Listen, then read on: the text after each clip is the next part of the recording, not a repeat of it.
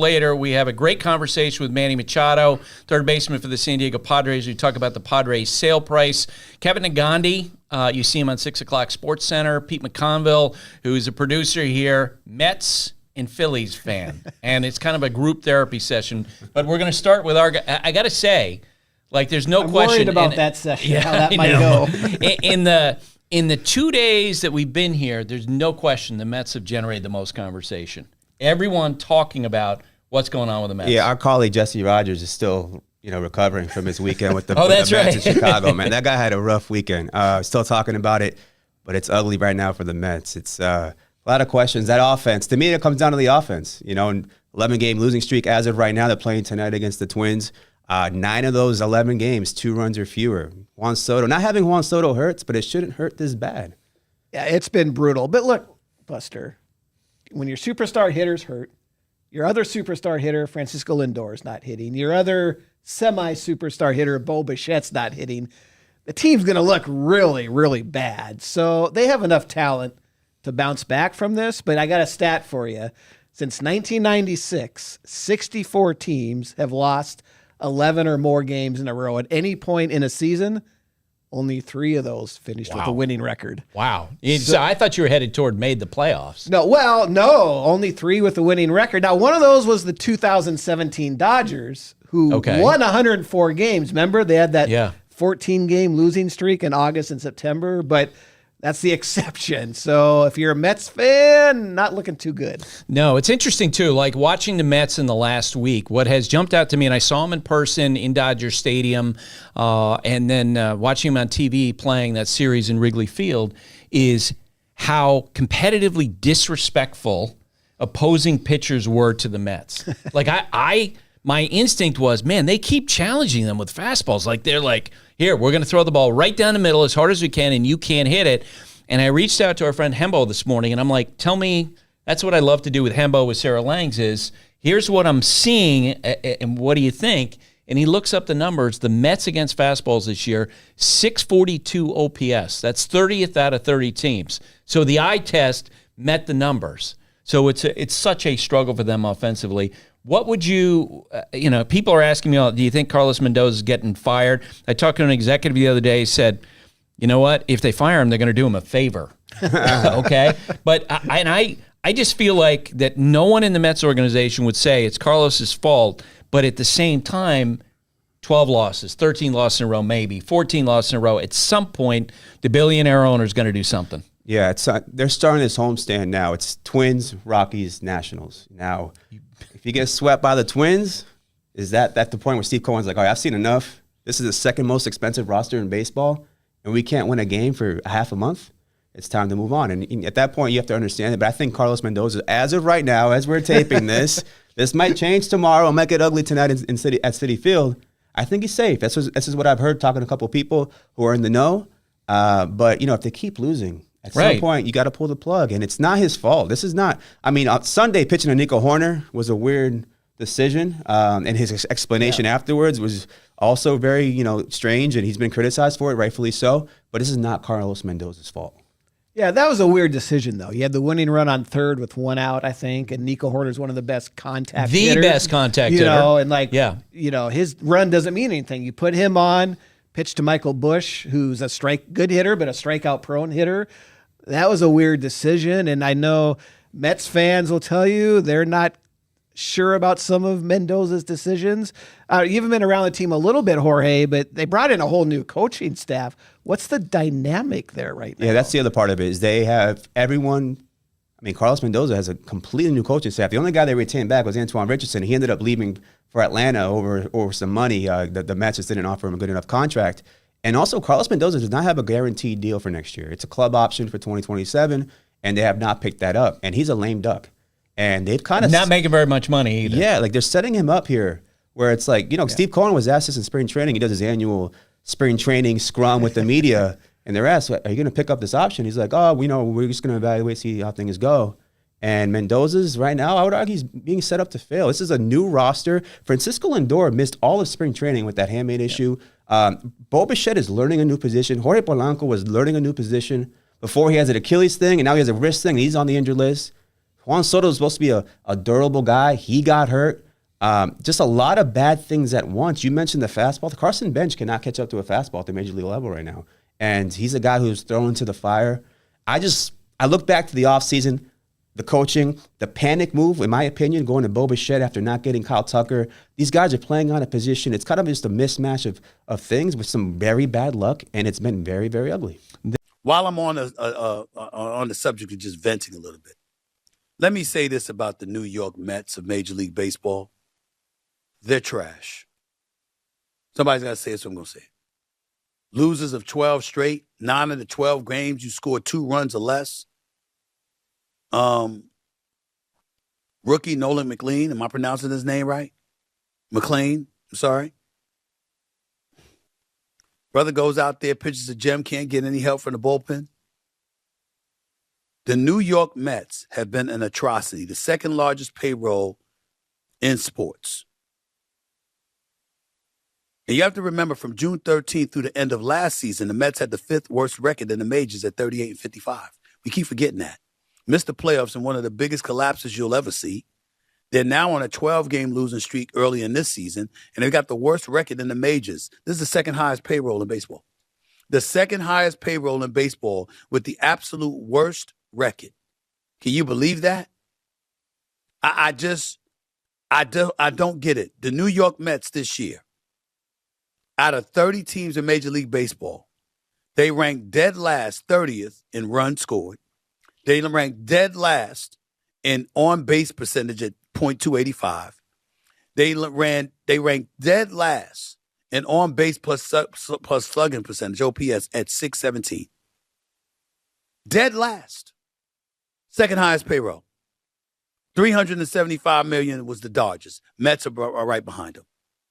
I know Juan Soto's been out since April 3rd with his calf strain.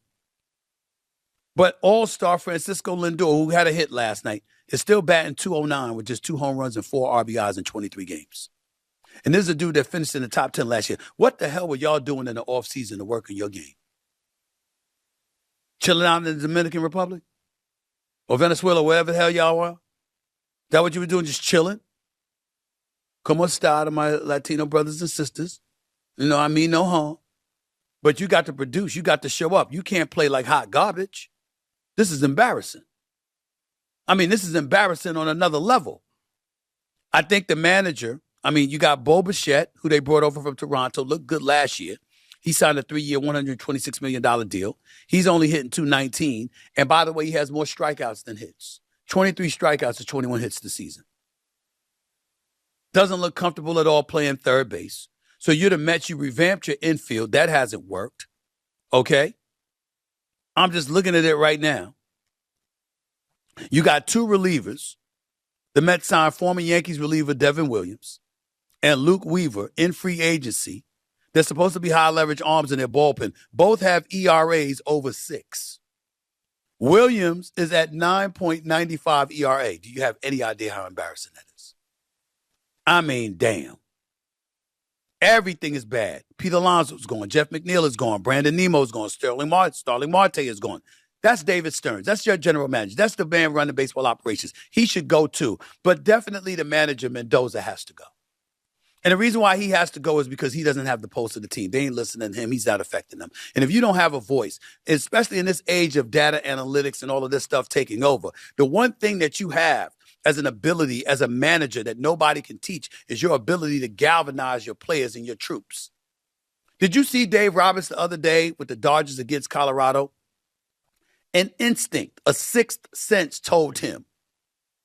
I believe it was Muncy and Rojas that he had flipped in the batting lineup from 7 to 6 and vice versa. And both of them combined to smack 3 home runs and like 4 RBIs. You know, it's stuff like that that analytics can't teach you. It's a sixth sense. It's not that analytics doesn't matter, but it's those other things that managers do that you can't teach. You either have it or you don't. Carlos Mendoza does not have it. He ain't Fernando Mendoza.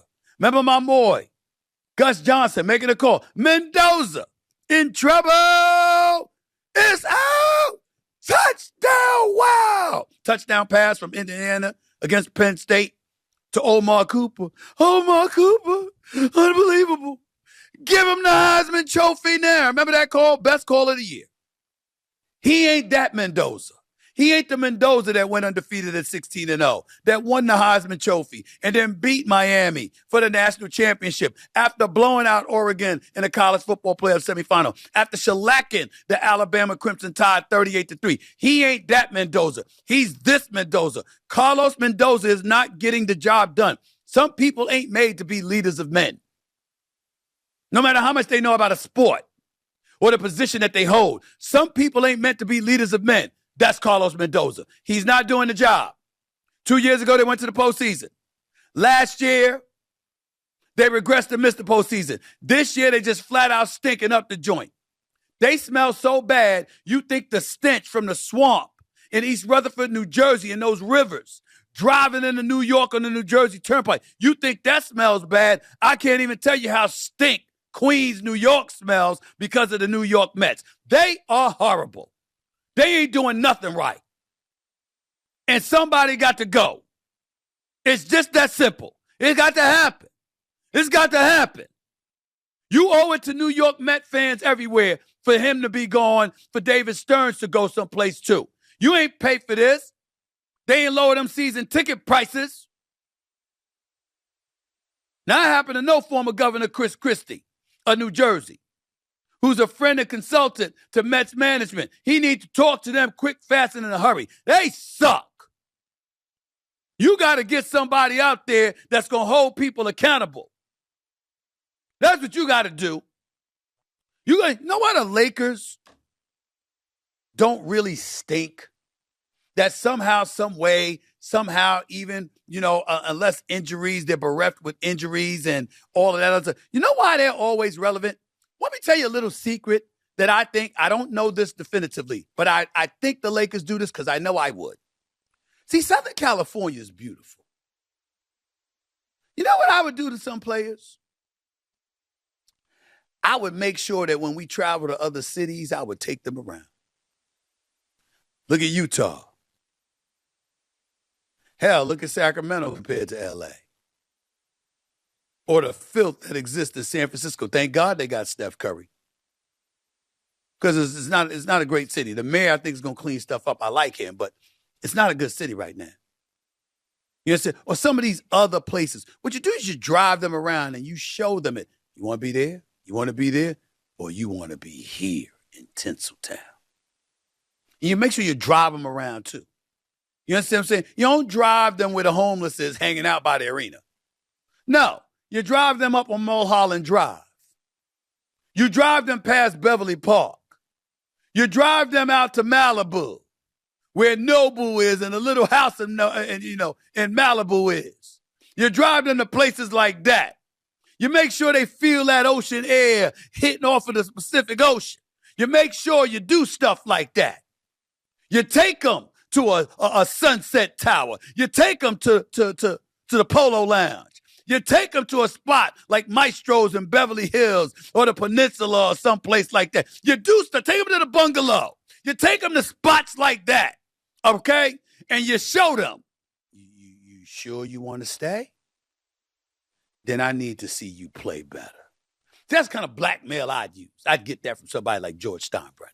God rest his soul. I'm blackmailing your ass. That's what, excuse me, I'm cursing a little bit, but not too much. I'm just telling you that's what I would do.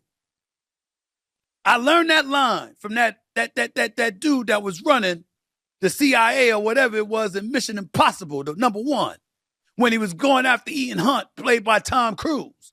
He said, this is not complicated. You find their soft spot and you squeeze. That's what you do. And that's what people need to do. Because this stuff that we seeing, nah, it's unacceptable. The Mets are hot garbage. The only thing they're attracting is raccoons and skunks. They stink. And I'm a Yankee fan. And I'm telling you, the other team in New York, the fans deserve better. They are hot garbage. They're a mess. And Doggy is right. He was on First Take this morning. He's coming up on the top of the hour. This is his channel after all. Okay? But he was absolutely right with what he was talking about. It's more on Stearns than it is on Carlos Mendoza. That's true. But I need a manager that knows how to touch the pulse of a player to get something out of them. You can't be this bad for this long. Last place. Last. With a payroll over $300 million. A payroll over $300 million. And you stinking like this? That's horrible. Horrible. Somebody had to say it. So I'm going to say it. That's another reason I'm pissed off today. The Knicks started me off. The Mets ain't helping. And with the New York Giants, if they mess up the draft, they're going to piss me off too. You got the 5th and the 10th pick overall. Do something with it, right? Something. I'll bridge this and see to you the most of the time because I love this.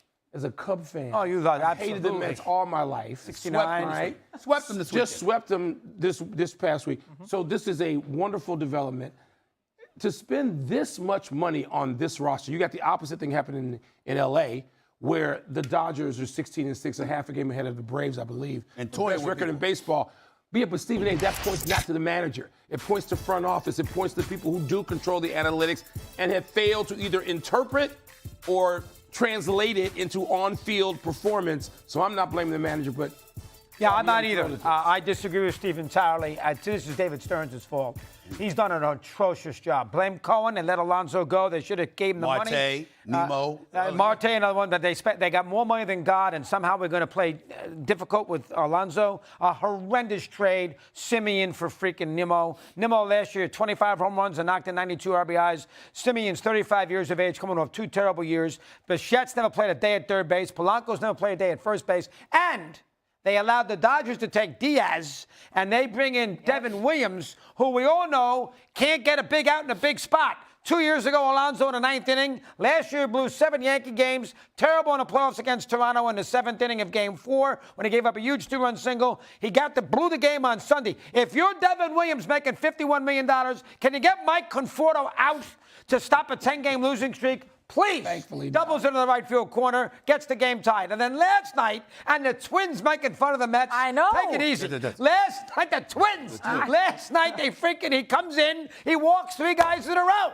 And that's 5 guys. So to me, this is Stearns. And I'll tell you, this is where I disagree with Steve, quickly.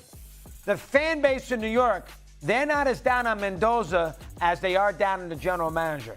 So as a result, Whoa, Mr. San Francisco Giants fans, which you never tell anybody, but that's your favorite team. You ain't gonna sit up here and act like you some expert on New Yorkers. We gonna stop that. I don't give a damn about Mike and the Mad Dog and all those great years, 19 years that you put forth. You are not a Mets fan. You do not have the pulse of New Yorkers. Neither are you. Yes, so I'm a Yankees fan. I know. You're not a Mets fan. But I have the pulse of New York because I'm a native. Where was I yesterday? I was in Queens. You understand what I'm saying? I'm in Queens, New York. I'm in Uniondale, Long Island. You understand? I roll with New York City. That's home for me. Let me tell you something about New Yorkers. Just because they got more ire for Stearns than they do for Mendoza does not mean that they are enamored with Mendoza by any stretch of the imagination. Because I don't give a damn what moves Stearns has made. 9 times, 2 or fewer runs in 9 of the last 12 games, a batting average of, what is it, like 194? More strikeouts than hits during this 95 to 76. No. Yeah, the manager, we've seen worse managers. We've seen worse executives than Stearns. We ain't seen that. More strikeouts than runs. 2 or fewer runs in 9 to 12 games. 12-game losing streak in New York City. Are you what? Hell no. Orange and blue hell. Your Hodges isn't available, Steve. If they fire him, who's coming in? You don't have to. Anybody will do because clearly he ain't doing it. That's my point. Listen, there are some people that are good people and great baseball minds that don't deserve to be leaders of men. Somehow, some way, as bad as Stearns has been, the roster isn't this bad where you can't produce runs and you're producing more strikeouts than runs. Mendoza will be gone by the end of the month. You can book it. Okay. He's got to go. And Stearns should go next. Yikes. I mean, Francisco Lindor hit that home run It's last just the night. truth. And it was And like, you know it. All right, that should do it. And it didn't do it. Unfortunate. And again, the Twins. The Twins mocking the Twins. Mets. What does that tell you? Michael, What does that the tell you? Twins. I love it. What does that tell I you? love it too. Why would they do it? Because they know they can. Because it's the Mets. Of course they know they can. That's how There's much no retort. they're wearing bags. You know what you're right the about? field. The firing is going to happen Coming up.